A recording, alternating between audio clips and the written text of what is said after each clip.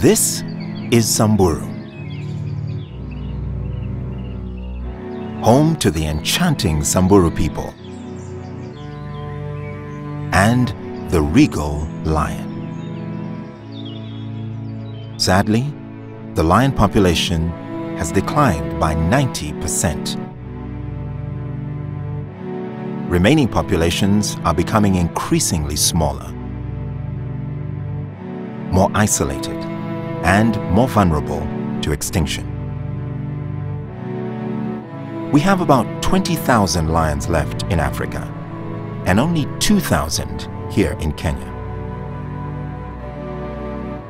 The reason for this: human conflict and the fight for habitat.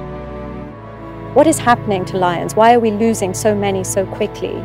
The number one reason is lions are running out of space.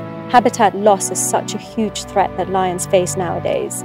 The powerful forces of modernity are upsetting the natural balance in these ecosystems. The Samburu and other parks like it are simply running out of space.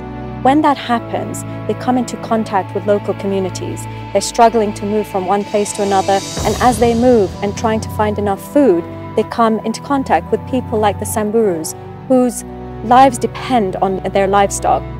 When a lion comes along and is trying to look for food and finds a cow or a camel or a donkey, it tends to be much easier food for them.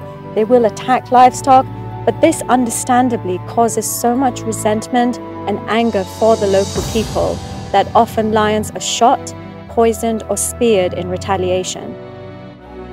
How can we address that threat? How can we make people to live with lions?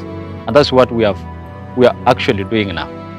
The Owasso Lions Warrior Watch program is building a network of warriors led by Generia and his team of 19 Samburu warriors who are actively helping the community avoid the human-lion conflict. We are engaging the community into conservation, bringing community into conservation of lions. So one of the ways that we are saving lions is actually to track them every day, all the way, and see and allocate what bush the lions are. So that after that, then you bring that message back to the herders. Then the warriors will go and communicate that message back to the herders to reduce the conflict. And then the herders will take the different direction with their livestock. They then encourage other warriors to act as wildlife ambassadors, to open up discussions that lead to solutions throughout the community. We engage the warriors by bringing them on that board, and we ask them, what do you want as a return? And they say education. And actually we started a Saturday school to read and write so that the warriors can know how to read and write so that they can help themselves. And now I'm very proud to say out of 18 warriors, only 2 who we just recruit them that are not yet there to write and read. The rest, they're collecting their own data now.